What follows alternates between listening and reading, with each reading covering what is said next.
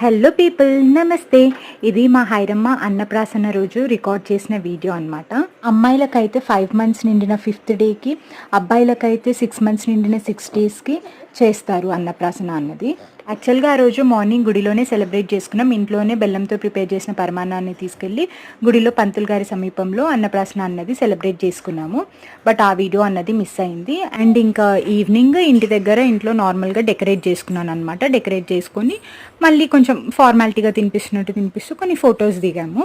అన్నప్రాసన సెరమనీ అన్నది పిల్లల జీవితంలో ఒక ముఖ్యమైన ఘట్టం అని చెప్పాలి.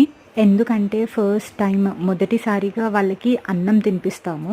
అండ్ వాళ్ళ ఆరోగ్యకరమైన భవిష్యత్తు మంచిగా ఉండాలి అని చెప్పి దేవుళ్ళని మనము మొక్కుతామన్నమాట.